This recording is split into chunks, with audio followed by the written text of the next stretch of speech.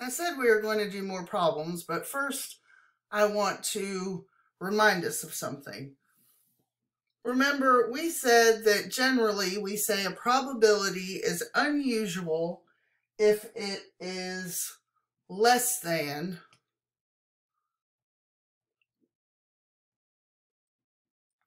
0.05. So one thing to be aware of is because of limited decimal places in the calculator, we will say that the probability or the proportion is greater than 0.9999 if the calculator returns a value of 1. Because it's not really 1, it's just very close to 1. And the calculator has limited memory. Similarly, we'll say that the probability is less than 0.0001 if the calculator returns a value of 0.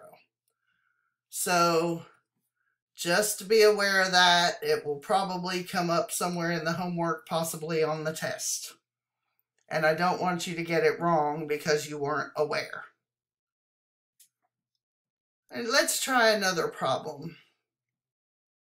Find the area under the standard normal curve between z equals -1 and z equals +1. So remember, standard normal distribution or curve means that the mean is 0 and the standard deviation is 1, always. Incidentally, this is the same as graphing z-scores. So let's draw our picture. So our mean is 0. Our standard deviation is 1. I'm not going to write it again. We want the area between, notice we use z-scores, z equals instead of an x equals. So between -1 and +1. So this area.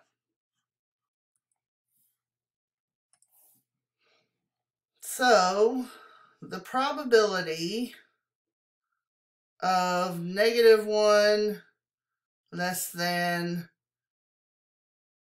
I guess we'll call them z-scores this time, is normal CDF with -1, 1, 0, and 1. Our lower boundary, remember, is the left side, the smaller number, so that's -1. The upper boundary is the right side, which is +1. So if we put that in the calculator, second vars number 2, -1 for the lower boundary, 1 for the upper boundary, 0 for the mean, 1 for the standard deviation, and tell it to do it, we get 0.6827.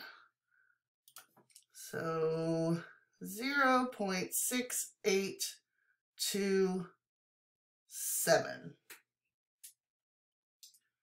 Now, what should you notice here? This is within 1 standard deviation either side of the mean, and we came up with approximately 68%. So this is where the empirical rule comes from. So let's try another one and see if it works out the same. I think you guys should practice doing this one on your own. So pause the video and try it, and then you can restart the video. So find the area under the standard normal curve between -2 and 2. So here it is. All right, that was not the best curve, but that's okay. Remember, it's standard normal, so the mean is 0, the standard deviation is 1. Between -2 and +2,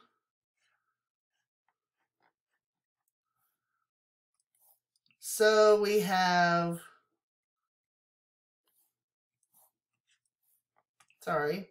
the probability that our z-score is between -2 and +2 is normal CDF.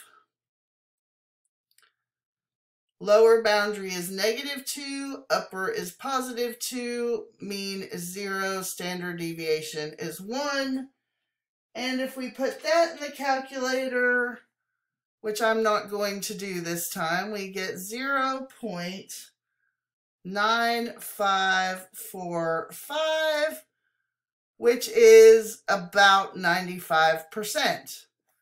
So again, this is where the number from the empirical rule comes from, because it says 95% is between 2 standard deviations below and 2 standard deviations above the mean.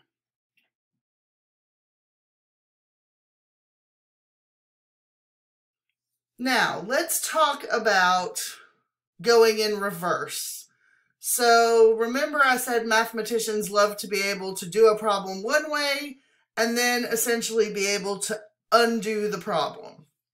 So we did this with the uniform distributions. We started by finding the area of a certain rectangle, and that was our probability. And then we use the probability to go back and find the boundary values. So we're going to do the same thing here. And so if we're given the area or the probability, and they ask us to find the value of the normal random variable, we'll use the following calculator function. We hit the second key again. Then we hit the VARS key again. Then we want that distribution menu again, but that's the one that it's on to start with. And this time we want number 3, which is inv norm. That stands for inverse norm, so I'll probably be saying that.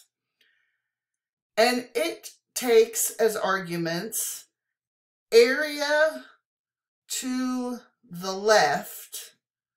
Now be careful, the calculator just says area, but it must be area to the left, or the calculator will get it wrong.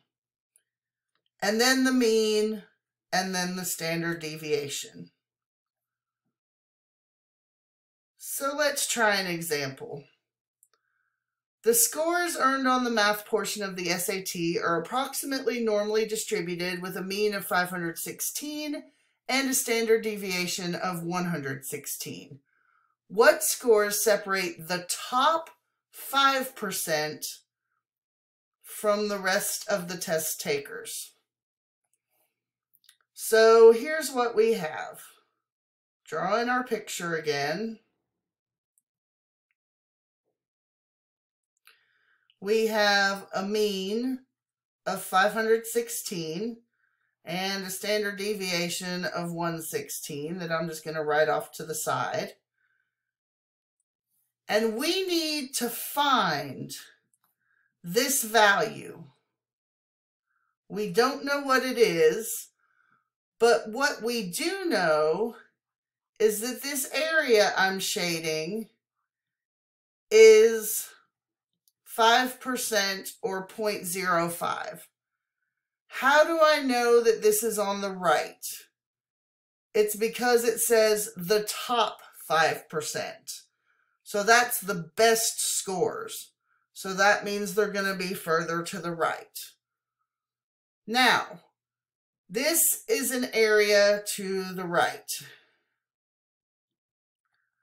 Remember, I said the calculator needs area to the left. So that is everything that's left over. How are we going to find that? Well, remember I said that the entire area under the curve is 1. So we're back to the complement rule. The stuff to the left of our unknown x value is the complement of the things to the right.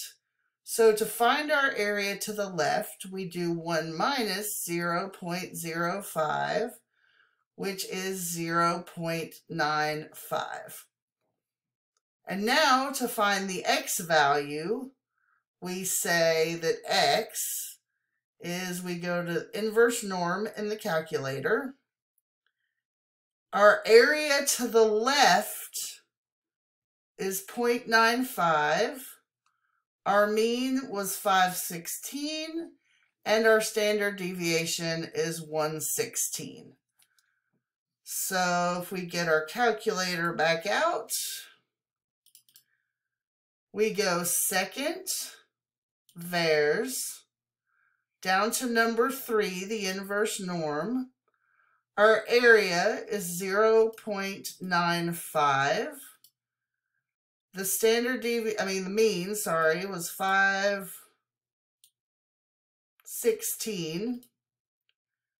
And the standard deviation was 116. Then we go to paste. We hit enter. So the score is 706.80.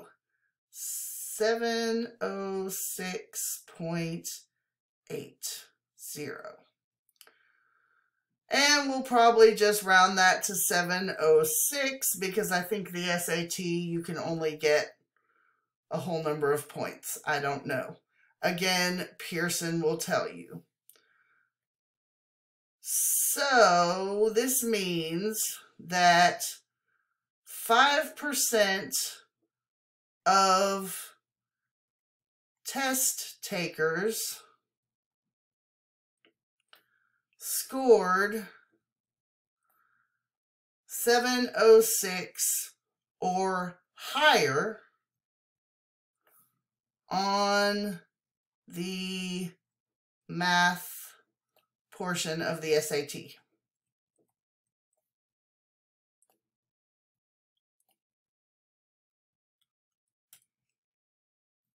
And we'll pick up with some more examples in the next video.